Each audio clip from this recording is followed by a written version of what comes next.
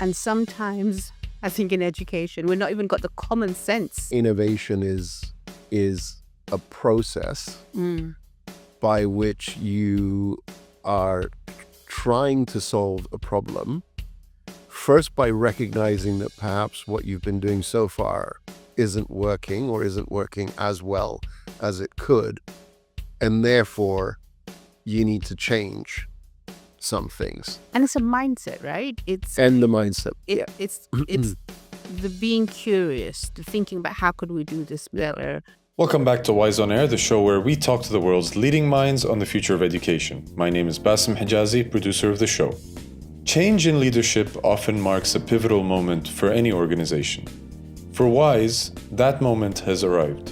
After more than 13 years at the helm, Stavros Yiannouka is stepping down as CEO, handing over to Dr. Asyia Kazmi, OBE, who brings a unique perspective shaped by 3 decades in education. Stavros joined Wise in 2012, just 3 years after its founding by Qatar Foundation.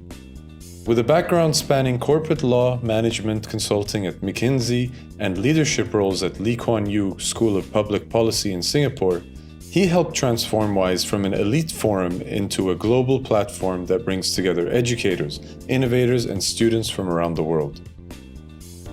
Dr. Asyia Kazmi brings her own distinct journey to this role.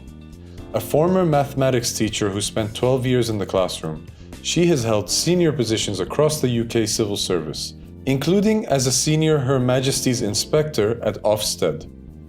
She later led the Girls' Education Challenge at PwC, a $1 billion fund supporting 1.5 million girls across 17 countries, before joining the Bill and Melinda Gates Foundation as Global Education Policy Lead. Awarded an OBE in 2022 for her services to education, Dr. Asyia holds a doctorate in teaching and learning mathematics from University College London. In this 2-part conversation recorded at Qatar National Library, Stavros and Dr. Asyia reflect on what it takes to build and lead a global platform for education innovation. This first episode explores the lessons learned from over a decade of bringing diverse voices together to tackle some of education's most pressing challenges.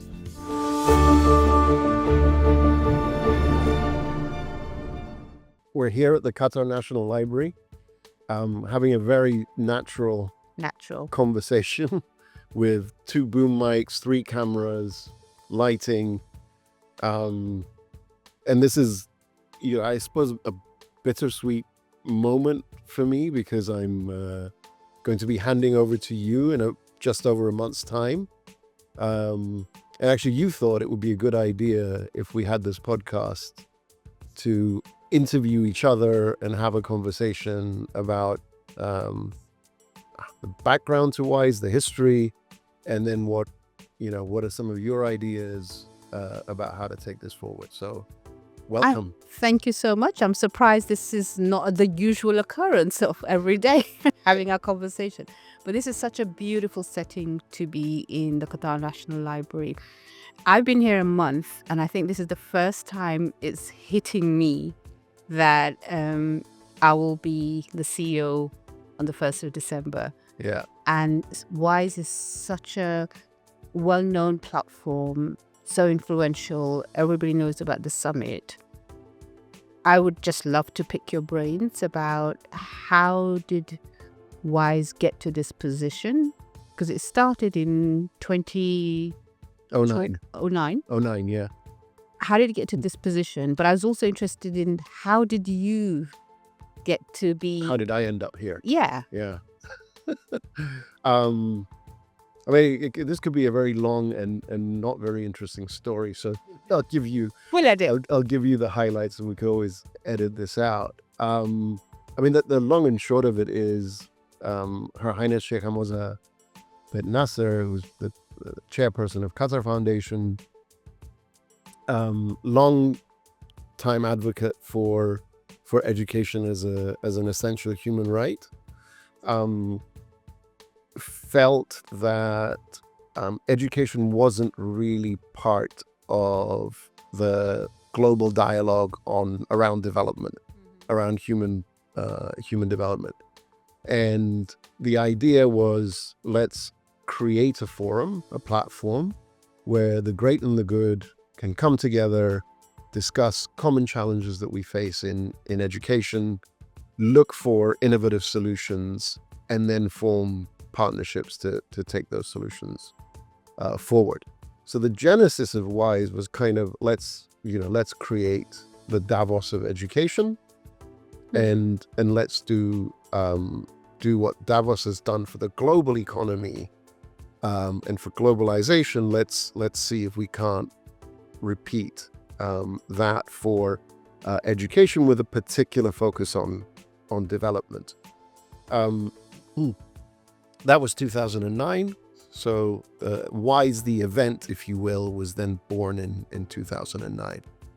I was brought in 2012. I was in Singapore. I was at the time executive vice dean of the Lee Kuan Yew School at National University of Singapore, Lee Kuan Yew School of Public Policy. I should emphasize I'm not an academic. My background is management consultancy, and before that, corporate law. It's a very diverse background. Yeah, I mean, I guess for this yes. both, yeah. For someone who spent the last 20 years in education, it's not your typical route in. But I was brought in to help build that policy school. I'd written the strategy for it as a consultant, and then I joined the dean to help him build up what was then a new school of public policy. Along the way, I met someone. I met essentially my opposite number, who was based in Dubai. He was doing some work in Qatar. Thought that I had done a good job of helping build the Lee Kuan Yew School, and then recommended me to Qatar Foundation, who were looking to bring in a CEO to help institutionalize WISE. And so I joined in 2012. So 3 years into the almost journey, from the beginning. WISE the event. So almost from the beginning, yeah. What's fascinating in coming to Qatar, and particularly being located in Education City, is this incredible space that's been built up. Higher education, library, WISE Summit, WISH, health sort of our sister summit. How? K-12 schools. Yeah, and it started National institutes, research institutes, yeah. And it all started with one school being built. I believe so, yes. Qatar So, Academy. Coming back to WISE, in a relatively short time, it became very, very influential. Yeah. And garnered the kind of, as you said, equivalent of Davos, that garnered the kind of people coming to it to speak, to attend, etc. How did you make that happen? Well, I'd love to take, credit for it. It was all me. But the reality is, look, I mean, Qatar has a, had and has a strong brand. Her Highness has a tremendously strong brand as a genuine education advocate and leader. And I think, so in a sense, I was blessed to have those foundations, very strong, solid foundations on which to build on. I think what I might take a little bit of credit for is actually moving us to go beyond the sort of the idea of WISE as an elite Davos-like forum, and really opening it up to more grassroots organizations, more innovators, more teachers, even to have young people and students to be part of the discussion. Again, look, some of the foundations for some of that were there, but I guess myself, the team that then we built up, took that, I think, to the next level. And so what I take great pride, if I look back and at the evolution of WISE the event, is this, that we didn't stay elite and exclusive, but we brought in many more relevant voices and players from across the socioeconomic spectrum and from around the world, right? And I think your point about Sheikh Muazz's vision for education and then executing that vision and having this remarkable education city setting really resonates. There is something about having been in international development and being in the UK education sector for a while, a lot of the conferences I attend to happen to be in the West. Yeah. What do you think is unique about WISE being in Qatar? What does it add? What does it subtract? Yeah. I mean, let me start with what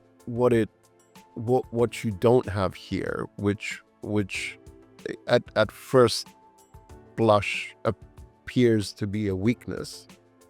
But I actually think it kind of forces you to think more broadly, and therefore you can turn it into a strength. You don't have a critical mass of people who are engaged in the education enterprise, who think, write, talk about education within a sort of, I don't know, 200-mile radius, right? So if you want to do an education event in London, you can do that. Nobody, or very few people have to fly in. Yeah. Right. They're all, around there. Or if they have to fly in, they can come in for a couple of £100 from Europe or North Africa or even from the States. I mean, there's these places are hubs. Yeah. Doha is becoming a hub, but it's not London, it's not New York. And so it on the one hand, it's harder to kind of put together an international event because you don't have that sort of captive home market that you can fall back on. On the other hand, and this is the strength, it forces you then to start thinking, okay, well, who can I invite?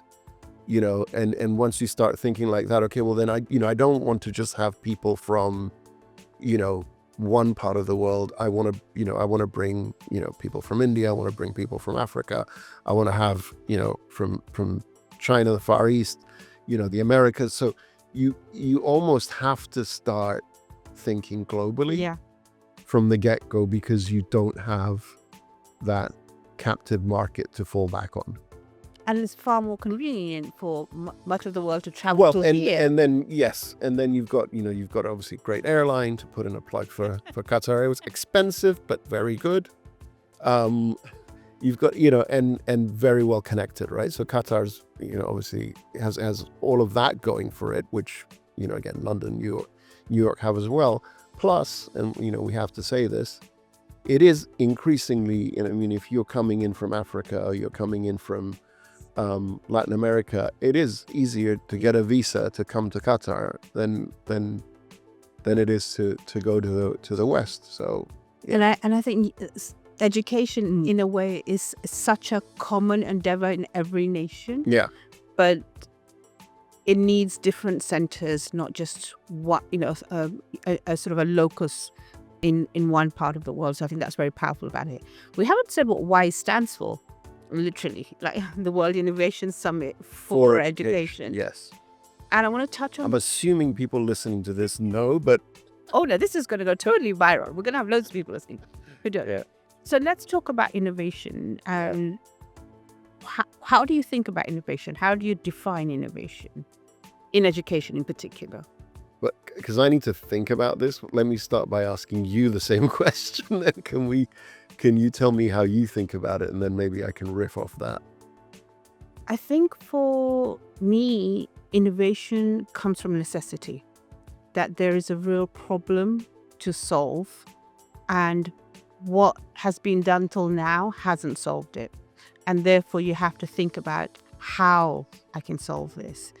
And being slightly negative at the moment for a tiny amount of time.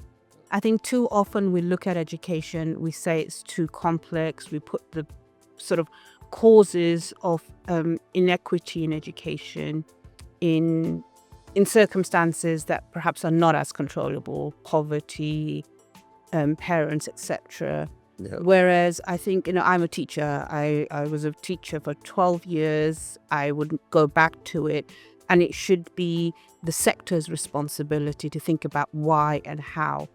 And so maybe the first time I was innovating was a teacher, and I had inherited a class, a year 10 class, which had less than 9 months to get GCSEs.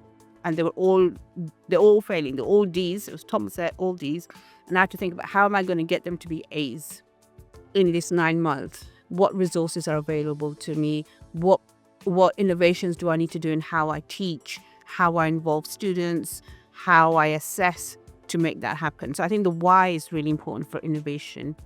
And then the who is doing the innovation is really important. So, for example, that it shouldn't, too often we think of it as, not to think of it, it happens externally. And we need the developers, the researchers to be working hand in hand with teachers, with government, so that when we innovate and something works, it goes further and the people involved in it are wide ranging. And then there's the what of we do. And sometimes, I think in education, we've not even got the common sense. And so I have a line where I'm like, sometimes innovation in education is the application of common sense. And where I mean perhaps that is like having an evidence-based understanding of something is likely to work, and innovating on that and riffing on that. And then I think it's the final bit is like how you do it, and how you do it respectfully, how you think about the cost, how you think about scaling. Yeah. But it's also continuous, and everybody's doing it. It's not a one-off, and it's definitely not just technology. Yeah.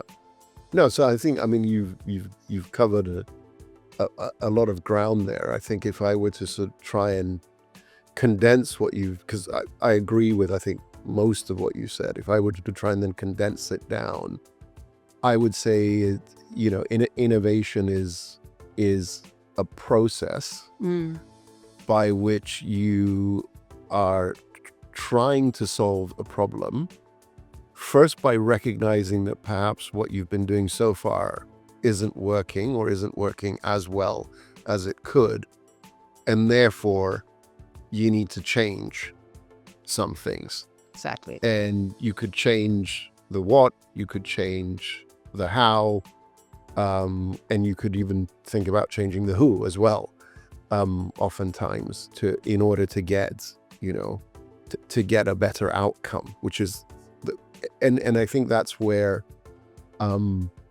sometimes we don't ask ourselves, why are we innovating? Yes. Right?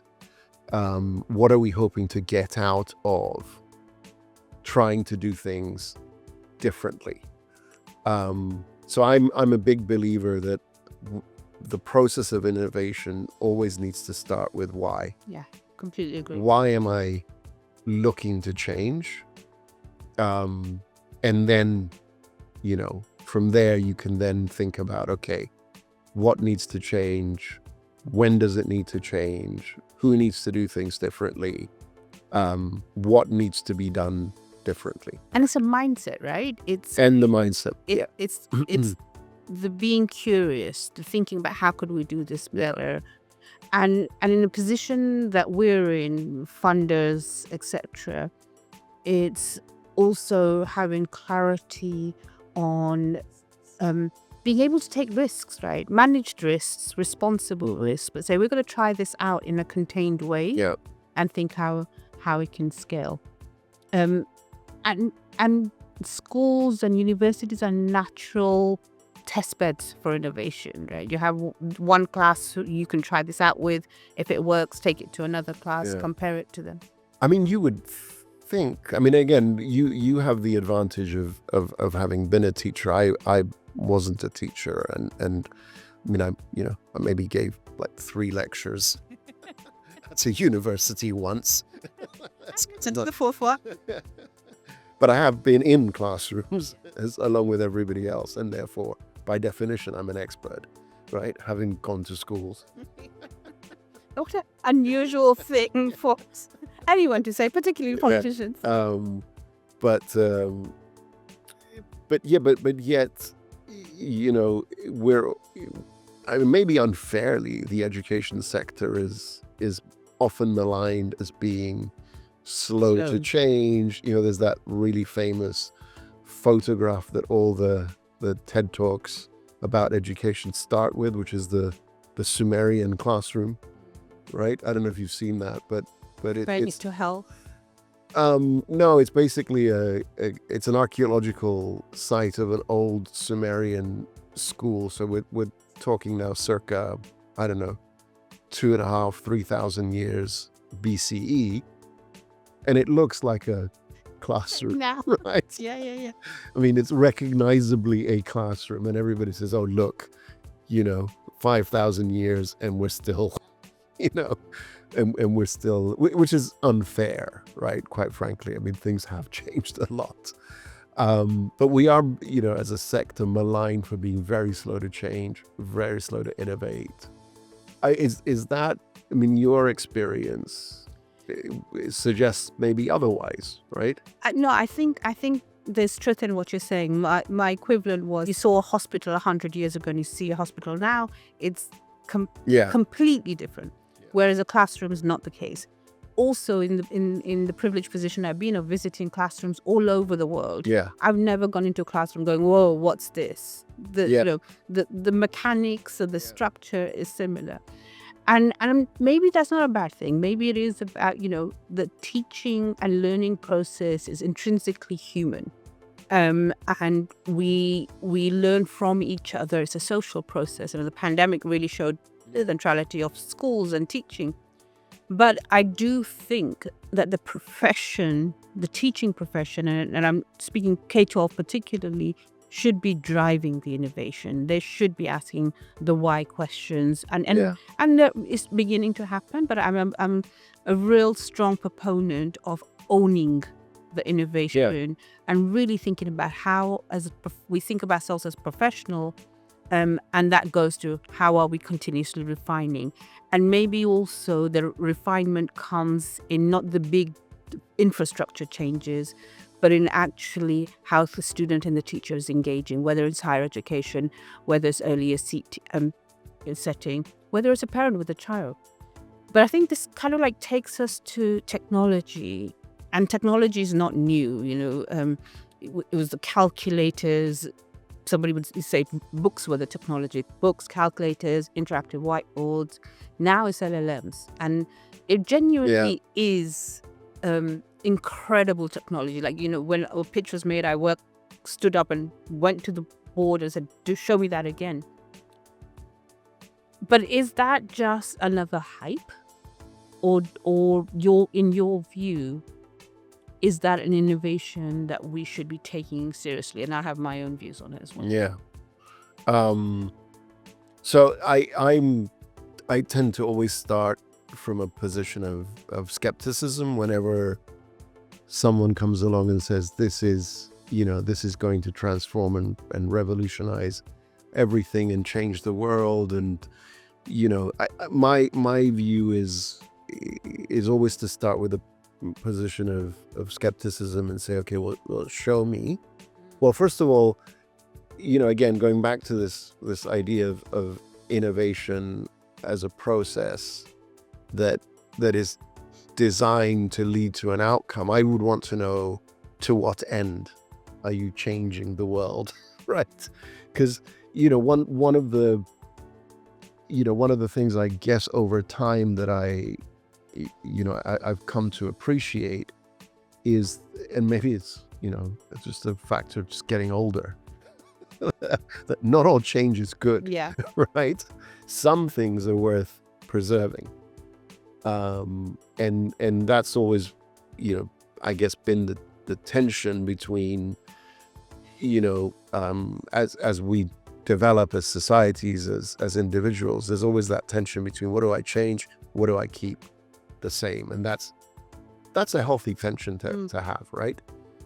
So not all change is for the better. And so again, and I think we've seen this with digital technologies, and again, it's like you have to pinch yourself to think that, the smartphone is not even 20 years old. I know. It's a teenager. Yeah. It's just about to enter adulthood, right? 2007 being the date when the iPhone social media is even younger. And these were all technologies that were pitched to us as transformative, life-changing. And it turned out that they were, but maybe not in quite the way that we had hoped. And even their founders, I would like to think had a different idea of what these technologies would end up doing. And I think I feel the same way about AI. I'm generally pro tech, if that's even a thing, but I like my technology and I tend to embrace it. However, I have become aware of its many downsides. And therefore, with AI, I think enormous potential, but enormous risk. Yeah. And we just need to be very deliberate and mindful about how we are going to deploy it, especially in our schools. Yeah. And just one concluding thought is to sort of, I think if COVID had any positives come out of it, is it made us all very aware of how important schools are. Mm-hmm. Completely agree. Not just as places where you go to learn, but places where you go to socialize. And really they are, factories where little humans become adult humans, right? And I don't mean factory in a derogatory sense. It's really where we shape human beings. Yeah. Right. And I think I completely agree with you on how schools perhaps we take for granted, how teachers are taken for granted, then parents then realizing, society and communities realizing the centrality of them in shaping citizens and shaping society. I think for me, I will always been very, very very pro technology. Yeah. And I was experimenting with it 30 years ago in machine learning and really integrating it into teaching learning process. I remember sort of sitting there when the computer labs started to happen, and I was was it late? Early 90s, right? I mean, what is the point of me as a maths teacher of everybody sitting facing the computers and then innovating with the pedagogies there? So I think we need to do that. But I'm actually completely in agreement with you about it's the first time we have technology where we can't even fathom what the risks are, the sort of short, medium and long term. And then it behoves us to be careful. And that's, again, taking it back to innovation, really innovating slowly, learning about the positive impacts, but also unintended consequences and negative. I think it can help in equalizing. If we, if we understand limitations of connectivity and electricity and so forth, if you are limited by having a teacher or hindered by very large classrooms, then can we think about offline solutions that are really pedagogically rigorous and tested out and helping students to learn and not learn in sort of a rigid way where you might be tied to a curriculum, but learn more horizontally, follow your interest. But I caution that also with too much personalization is not a good thing either. There needs to be a minimum sort of entitlement that everybody has. Yeah. And we as a society really look to deliver and innovate to see how we do that. And then you go on your own paths. Yeah. Well, I mean, it's interesting you brought up personalization. And so I like to make the distinction between personalization, which is, being able to sort of tailor the learning maybe to suit your style and your maybe the pace at which you learn, your starting point. Your starting point, maybe that, all of those things can be fine-tuned so that you can get a better outcome, versus atomization, which is just go off and do your thing, do what interests you, follow your passion, because we all know that toddlers are really good at identifying what they're interested in, and then teenagers too, right? They know what they want, and they must have it now, right? And so I think we're running the risk of just violently agreeing with each other on too many things. But yeah, no, I'm completely with you. And then we can also talk a little bit. I mean, I think in the next episode, and we're going to get to your background and your story, Asyia, and also what you think we could be doing differently at Wise, or what we can do more of, right? In order to sort of encourage, I guess, the education field, policymakers, I guess whoever's listening to us, to be more deliberate in their approach to integrating this, this very exciting technology. And I think, personally, I think if we can deploy it to strengthen teaching and learning, 100%, I think it can do a lot. And it can do a lot to equalize, as you say. If we don't, then we run the, if we just we're flip about it in the way that unfortunately we have been, I think with digital technologies thus far, we run the risk that we're going to widen the gap. Not just widen the gap, but actually create yet another layer of distraction, deep fakes, confusion about what's true, what's not, and someone described the digital world as essentially a jungle of misinformation and disinformation. You could weaponize that with AI. Absolutely. I mean, in ways that are, profoundly destabilizing for and not even society. realize it's been done. Yeah. I think it's been about having a quality bar, having AI literacy and digital tech literacy is really crucial, and having teachers and parents together on this. Can I just add one more thing? Because I think we tend to give too many passes to big tech and to generally the designers of these programs. I don't understand why we as a society cannot say that part of your standard, right? You're producing an artificial intelligence.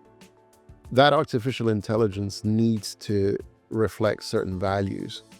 Now, from an education standpoint, one of the values we want to enshrine is respect for what I call the substantiated truth.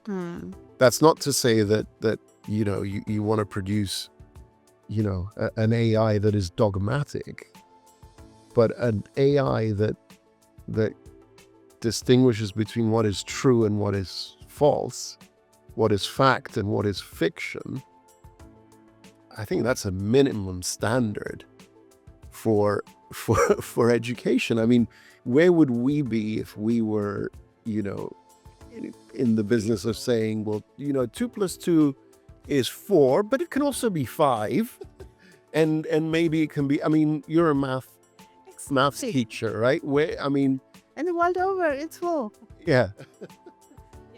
And I'm sure there's going to be someone somewhere that's going to tell me that there are circumstances where imaginary numbers. Right. Yeah. I think then you're sort of talking about who is parenting this, what's the governance layer, what's the regulation layer. There's also standards, right? Quality standard. I mean, where's the quality assurance?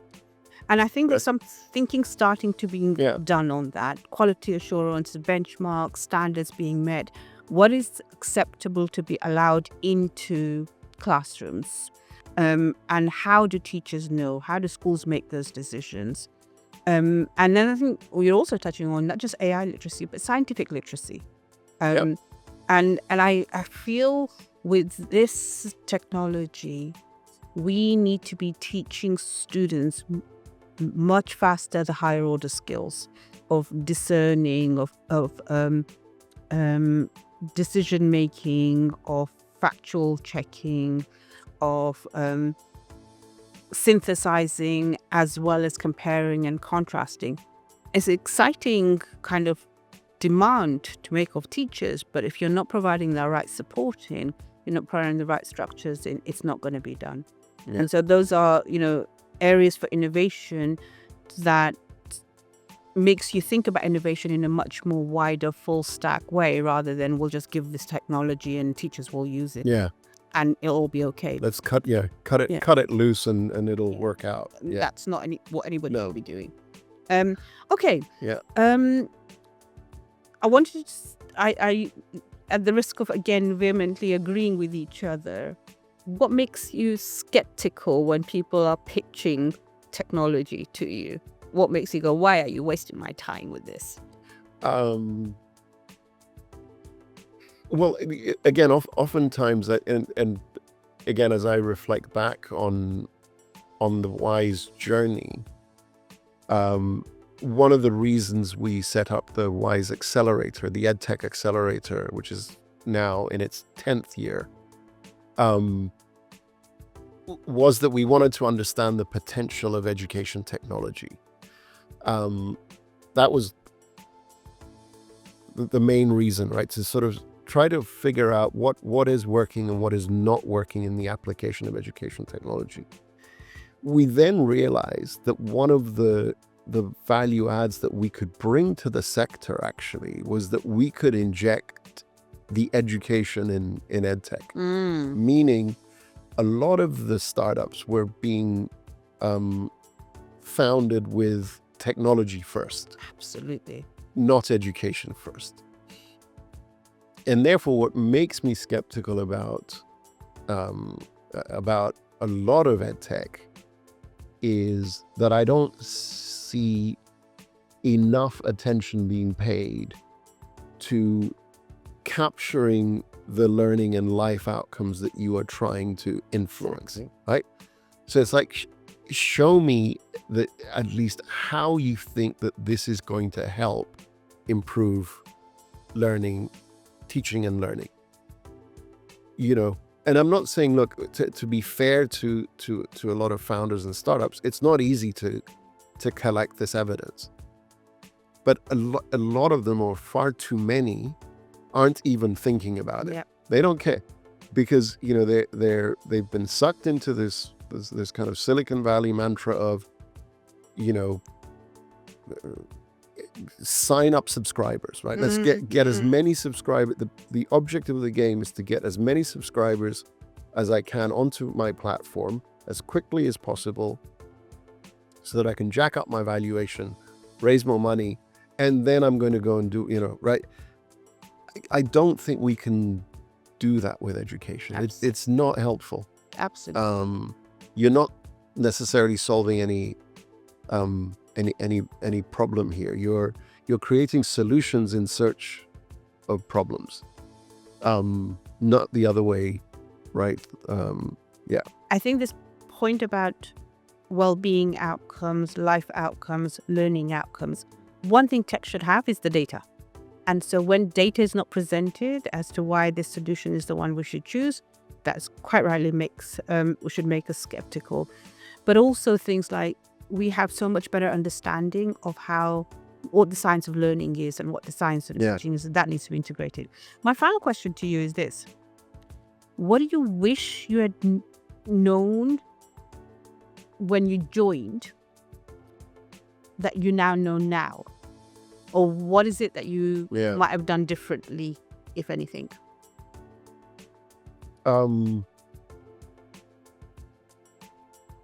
That's a good, I knew this question was coming, and I really should have thought about something intelligent to say. I mean, there's a lot. I mean, look, I think back, when I joined in 2012, that was kind of, again, in retrospect, it felt like the apogee of globalization. And I hate to bring politics into this, but Obama had won his second term, and everyone was the Arab Spring had begun. Everyone was I think very positive. Qatar was looking ahead at 10 years to hosting the World Cup. There was this sort of feeling of almost limitless possibility, and that the world was headed in a sort of very, very positive direction. Now, being a somewhat skeptical person by nature, maybe I should have been maybe a little bit more skeptical and thought a little bit more around, well, what do we do if things don't turn out so well, and if there's a retreat from globalization, and is there, might there be good reasons why people want to retreat from global, and just sort of think maybe a little bit more deeply about the role that education can play in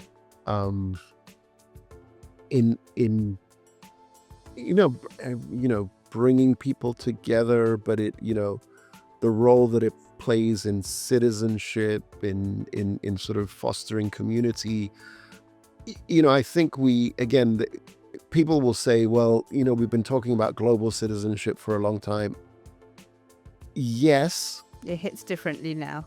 But, well, it's a lot more relevant, but also maybe we were being far too utopian about these ideas, and really what we needed to be focused on was solving issues that are local, making sure that communities that felt left behind were being better served, to the extent that education can address that, right? Yeah.